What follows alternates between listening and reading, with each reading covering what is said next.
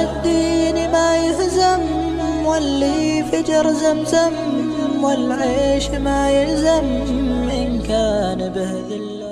Be honest with yourself. Do you really love Allah? Allah subhanahu wa ta'ala says in the Quran, if you truly love Him, then follow me, meaning the Messenger alayhi salam. So if you truly love Allah, then you have to follow the Messenger alayhi salam. But guess what? If you do love Allah and you follow Messenger alayhi salam, Allah will love you. Allah will love you. And guess what Allah does when He loves someone? He forgives them. This is the quality that Allah has. Think about it yourself. If you have children or if you have siblings or someone, if you love them, no matter what they do to you, you always forgive them. Allah has created us, so of course He's going to forgive us. Don't even think about it. So if you truly love Allah, follow the Messenger alayhi salam, and in return Allah is going to love you. And when He loves you, He will forgive you, inshallah. So do your absolute best to follow and obey the Messenger alayhi salam.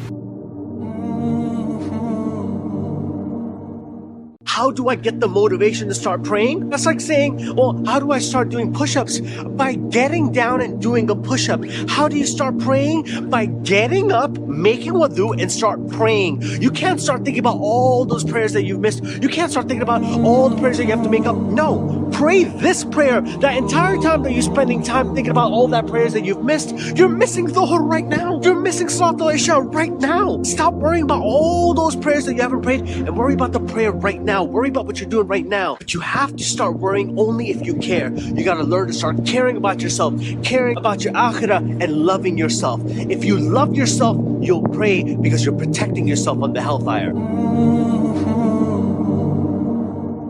One of the sunnahs that we've left out, and I think it darkens the heart that we've left it out, is to actually genuinely feel happy when you see your brother and sister happy. I mean, when they're happy, you see them smiling, and it actually brings you happiness to your heart. That's a true mu'min, and that's someone who everybody loves.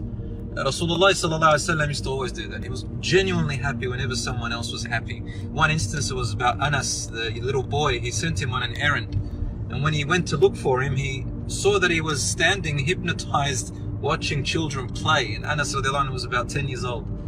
And he says, Anas radiallahu anhu says, I heard the Messenger sallallahu alaihi wasallam smiling and laughing. I looked back and he was smiling and laughing. He was genuinely happy that I was having a good time, even though he told me to go and find an errand, to do an errand.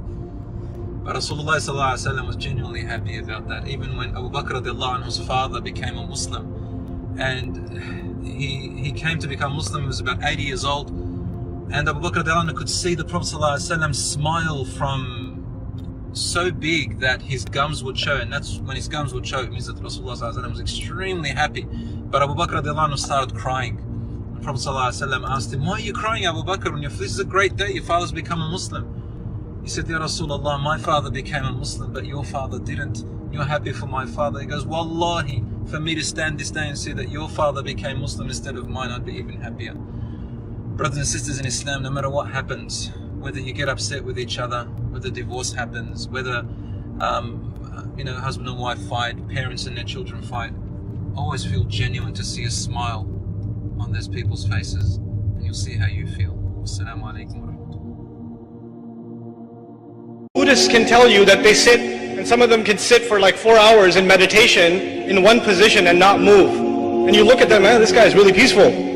He's really he's calmed down, and he finds a lot of peace in it. And people do yoga and find peace in that too, right? And people sit in a sauna and find peace. Some people listen to classical music and they find peace. So if you want to talk about somebody finding peace, they say, I find peace in different things. Somebody likes to sit at the beach and just look at the ocean waves and they find peace. But that is just the calmness of emotions temporarily. What we're talking about when we say peace is actually, number one, ضد الخوف. It's the opposite of fear. Your concerns, your grievances, your negative emotions aren't just taken away for a little while. You have a constant source of putting those things in perspective. For a lot of practices of peace, you know what people do? They like to forget their reality. It's very important to know. People like to forget their reality. So a lot of people find peace when they get drunk. You know why? Because when they're drunk they can't think, so they forget about their problems. A lot of people find peace when they take drugs, because when they take drugs their mind is gone, so they don't have to worry about their problems. A lot of people find peace only by playing video games or watching movies, because when they're playing the video game and watching the movie, they're not thinking about their own life, so it's happy time. So as soon as it ends, they're like, oh, I don't want to face reality again, put the next movie on, and then put the next one on, and put this video game on, and they keep cycling these things. because their own reality they can't face. The difference with us is our faith, Iman. If you really have it, you don't have to run from reality. You can face reality and still be at peace.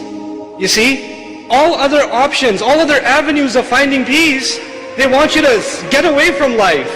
So what do people do when they want to find peace? They take a vacation. They go away from everything they know. They say, I need a vacation. What do we do when we need to find peace? We go in a jama'ah, we go towards people and pray to Allah together. That's what we do, right? So we face reality, and this is the beauty of our faith.